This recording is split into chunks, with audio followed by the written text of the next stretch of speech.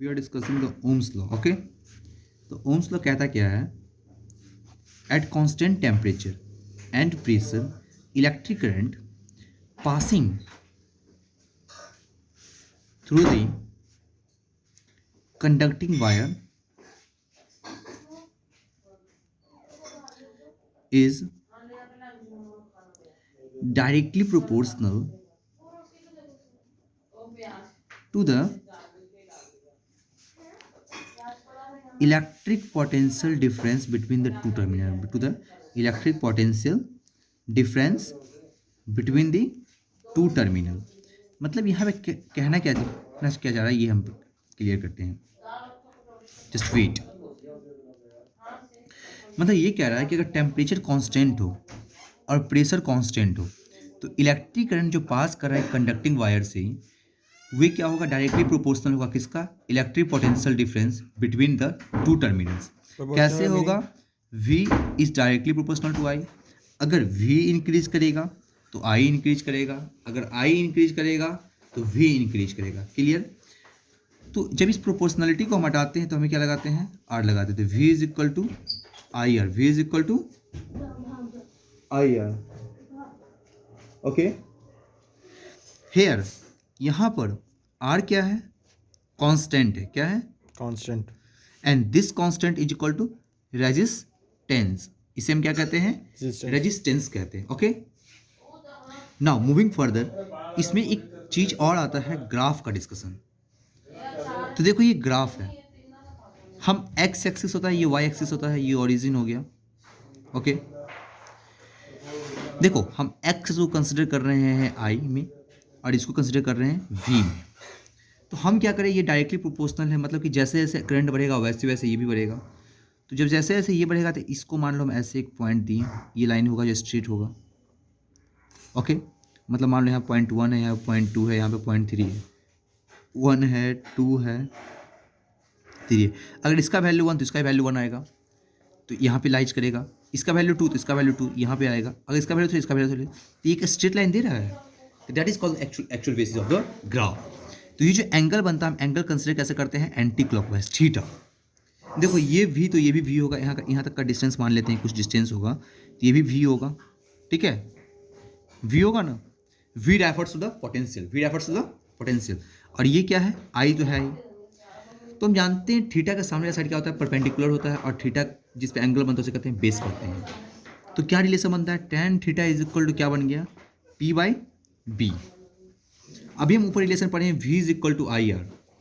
तो V upon I is equal to क्या है? R होगा. ओके, ये V है, P क्या है? V है, और I B क्या है? I है. तो हम यहाँ पे लिख दे V अपॉन आई. ओके, तो tan theta is equal to V upon I is equal to R. It means tan theta क्या हो गया बच्चा? R के बराबर हो गया. Here R refers to resistance. R का मतलब क्या हो गया? रेजिस्टेंस. मतलब हम इसे एंगल के फॉर्म में पढ़ लिए. बात यहीं पे क्लियर नहीं होगी, एक टॉपिक और इस पर हम डिस्कस कर लेते हैं. एक क्वेश्चन है तुम्हें देते हैं, तो इसका क्लियरिफाई यहीं से होगा. Which is the best conductor? Which is the best conductor? कौन सा बेस्ट कंडक्टर है? मतलब बेस्ट मतलब क्या? अच्छा सा. तो देखो ये ग्राफ है, दोनों मान लो कि ये भी एक मेटेलिक वायर है, ये भी एक मेटेलिक वायर है. इसका एंगल θ1 है, इसका एंगल क्या है? θ2 है. ये फर्स्ट है और ये सेकंड है. तो कंसिडर ये करना है तुम्हें कि ये I हो गया और ये V हो गया. तो आप ये मुझे बताओ, ये ओरिजिन. तो आप मुझे ये बताओ कौन सा बेस्ट कंडक्टर होगा.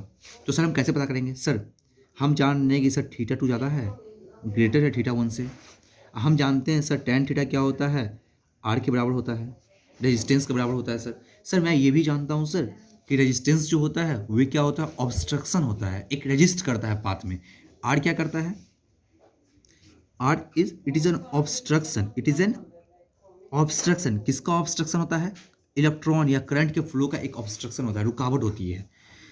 तो हम जानते हैं सर टेन थीटा की वैल्यू सर 0, 30, 45 या 60 या 90 ऐसे लेते चलो. 0 पे टेन थीटा 0, 30 पे कितना हो गया? 1/√3, 45 पे 1, 60 पे √3 और 90 पे इन्फिनिटी, नॉट डिफाइंड. तो मतलब देखो जैसे जैसे तुम एंगल बढ़ रहा है वैसे वैसे थीटा की वैल्यू बढ़ रही है. तो मतलब देखो ऐसे जब हम ऐसे हो रहे हैं तो मतलब क्या हो रहा है कि एंगल जो है क्या है? ये ज़्यादा है, थीटा 2 ज़्यादा है, थीटा 2 ज़्यादा है मतलब इसमें रेजिस्टेंस ज़्यादा हो गया, tan थीटा की वैल्यू ज़्यादा होगी, तो बेस्ट कंडक्टर कौन हो गया, theta 1 is the best conductor क्योंकि इसमें रेजिस्टेंस की वैल्यू कम होगी। Are getting my point? This is all about the basic funda of the Ohm's law. चलो अब हम थोड़ा पढ़ते हैं सर इसका लिमिटेशन भी होगा, तो ओम्स लॉ लिमिटेशन पढ़ लेते हैं। इसका लिमिटेशन क्या है, तो देखो इट इज़ एप्लीकेबल, ये किसके लिए एप्लीकेबल है, it is applicable only for metallic conductor. कैसा कंडक्टर के लिए, मेटेलिक कंडक्टर, क्लियर। फिर it is not applicable, it is not applicable for what, for semi conductor, transistor, transistor का नाम सुने होंगे, एंड डायोड, इसके लिए ये एप्लीकेबल नहीं है। ये क्या होगा, इसका ड्रॉबैक हो गया, लिमिटेशन हो गया।